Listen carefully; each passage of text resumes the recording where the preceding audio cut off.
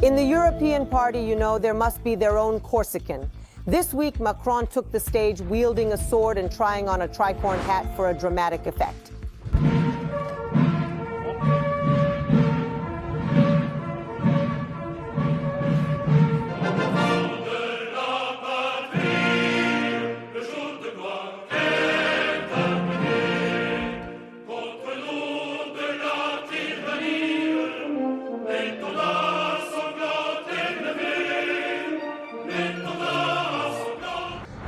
In the Elysee Palace, Mr. Macron convened his 20, Germany, Britain, the Netherlands, leaders of Scandinavia, etc.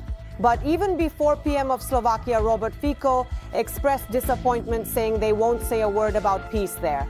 Certain NATO and EU member states are contemplating the provision of not just missiles to Ukraine.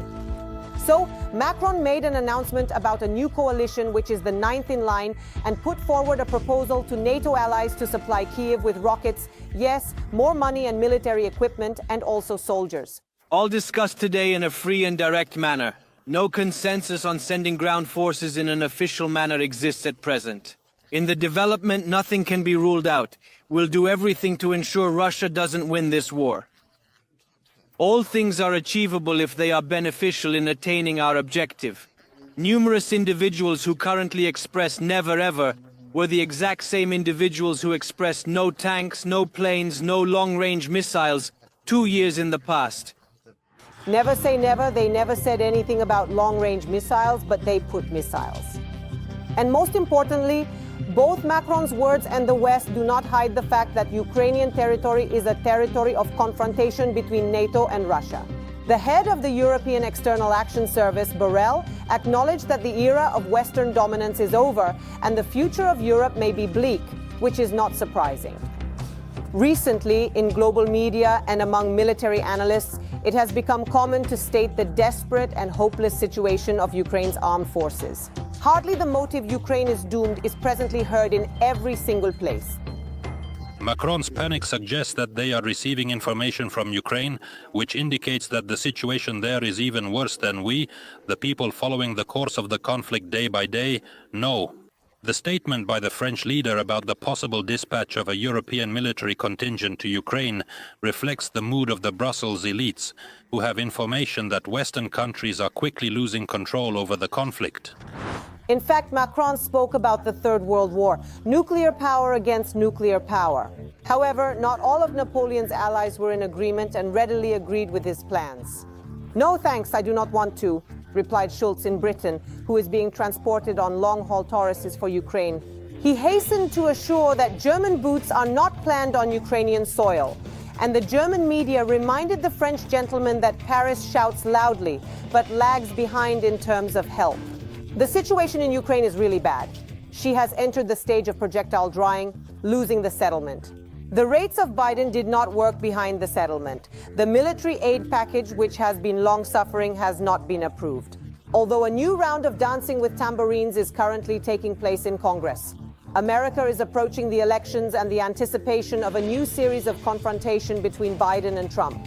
Thus, the unpopular Ukrainian matter for the American voter is merely transferred onto the shoulders of the European Union. It is of utmost importance to note that typically what is on Washington's mind is exactly what is on Macron's tongue when they engage in conversations. And to be honest, it is actively being discussed in the Oval Office the possibilities of Ukraine as a country that should continue the conflict, but it cannot do so without the support and assistance of the United States of America, which plays a crucial role in the situation and has a significant impact on the outcome. The USA, also known as the United States of America, has shifted the conflict from Ukraine onto the shoulders of its allies in Europe, placing the burden of responsibility on them. I firmly believe that this crucial step is exactly the unveiling of the information space about the fact that it is highly likely that a conventional division of certain armies of NATO countries will emerge on the Ukrainian territory. This already signifies the execution of the plan. The fact remains a fact. In the corridors and official discussions, the probability of introducing NATO troops is being discussed. under the guise supposedly not entirely NATO but individually within bilateral relations, not on behalf of the alliance but within its framework.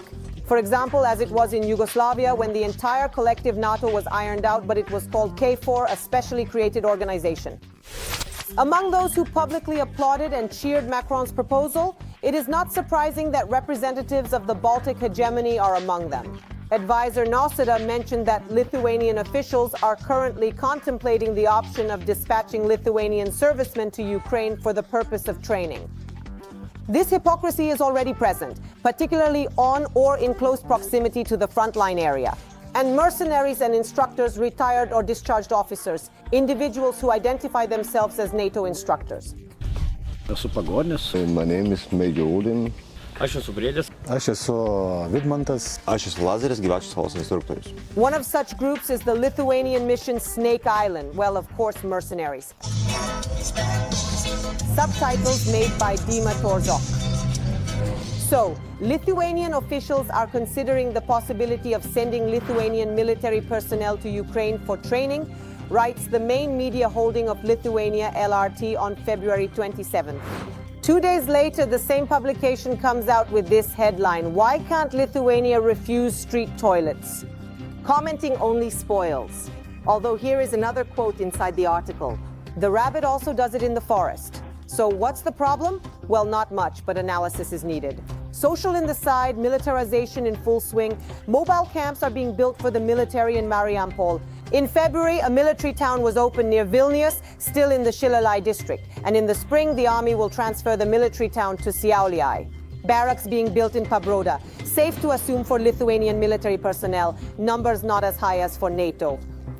And the civilian population is actively getting ready for some kind of D-Day. Lectures with discussions on the implementation of curfew during times of peace and preparation for civilian resistance, both armed and unarmed.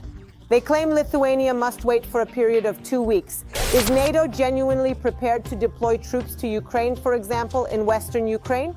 According to media in Ukraine, this was discussed in the previous year with Poland and Lithuania. Dangerous foreign policy agility of Macron, bluff or PR? However, Washington is considering such a scenario. The act of deploying troops to Ukraine would initiate the most terrifying and alarming scenario imaginable on our continent. Ekaterina Tikhomirova, Mikhail Tikhonov in main broadcast.